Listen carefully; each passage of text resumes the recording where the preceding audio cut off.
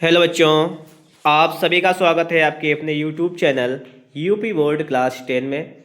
अगर आप लोग क्लास 10 की तैयारी कर रहे हैं तो आप लोग आज ही हमारे साथ जुड़ जाइएगा, जिससे आप लोग क्लास 10 की तैयारी को और बेहतर कर सकते हैं। तो आज हम बच्चों से पूछने वाले हैं विज्ञान के क्वेश्चंस कि इनको देखें विज्ञान में कितना नॉलेज है और उनकी तैयारी विज्ञान में कैसी चल रही है। तो क्या आप लोग रेडी हैं? हाँ सर। रेडी हो? Yes sir. ओके, बहुत अच्छे।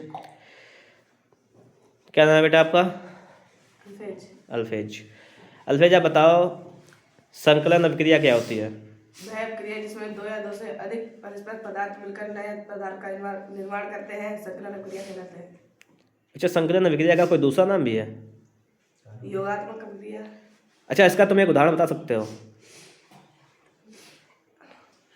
हाँ। बताओ। C plus O2 gives CO2। ठीक है, सही है, बताया, सही बताया तुमने।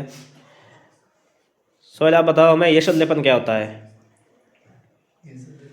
हाँ ये जिनमें हाँ। लोहे की वस्तु पतली पर चढ़ाने की क्रिया को यह लेपन कहते हैं। सोहेल, आप तुम बताओ दोबारा से इसको। लोहे की वस्तुओं के ऊपर जिंक धातु की पतली परत चढ़ाने की क्रिया संलेपन कहलाती है। ठीक है, मतलब क्या है कि लोहे के ऊपर जो जिंक की परत चढ़ाई जाती है उसे कहते हैं यश लेपन।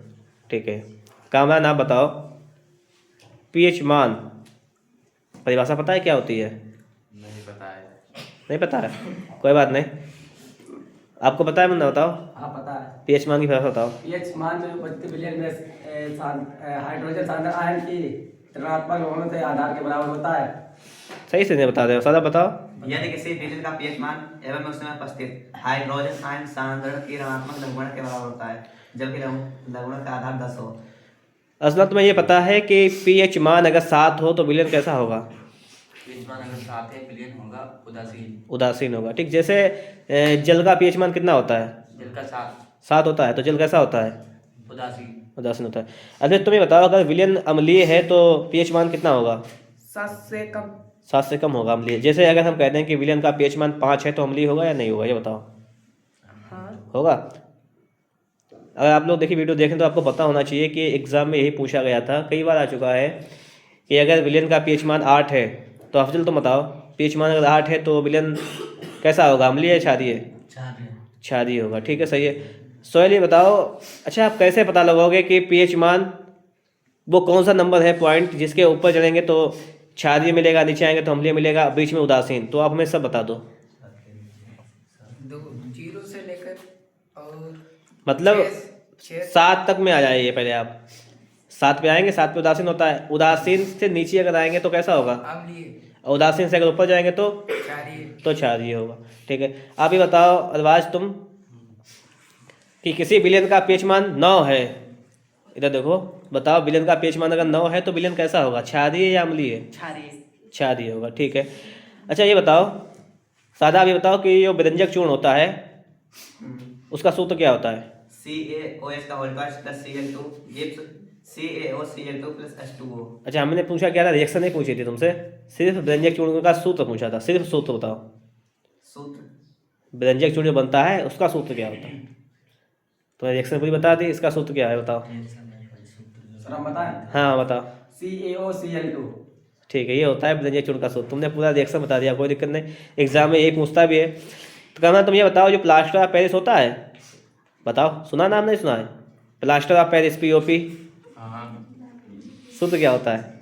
इसका सूत्र CaSO4 1/2H2O। ठीक है, बस यही होता है, इतना यही होता है। हाँ यस सर। अच्छा, इसको हम किसी अन्य तरीके से डिनोट कर सकते हैं, बता सकते हैं, वो क्या होता है बताइए जरा। मतलब एक तो हो गया CaSO4 इंटू H2O, और दूसरे तरीके से कैसे लिख सकते हैं? CaSO4 का whole square into H2O। H2O। हाँ ठीक है, तो इस प्रकार से भी हो सकता है। ठीक है। हाँ, तो तुम्हें पता है, तुम लोगों को पता है कुछ बेटा, तो बताओ संकलन अभिक्रिया क्या होती है, याद है नहीं याद है? ऐसे बोल लो, चलो उदासीनीकरण बताओ। तुम लोग बताओ, चलो उदासीनीकरण बताओ क्या होती है। हाँ अम्ल और क्षार अम्ल के और क्षार की परस्पर क्रिया से लवण और जल बनता है। इस क्रिया को उदासीनीकरण कहते हैं। HCl plus NaCl plus H2O। अभिक्रिया दोबारा बताओ अभिक्रिया। अम्ल और क्षार की परस्पर क्रिया से लवण और जल बनता है। इस क्रिया को उदासीनीकरण कहते हैं। रिएक्शन बताया सर? हाँ HCl plus NaCl plus H2O। ठीक है, बहुत अच्छा है। तो देखिएगा ये लोग क्लास 10 के हैं और इनकी तैयारी इस प्रकार से है। आप लोग भी अपनी तैयारी को करते रहें।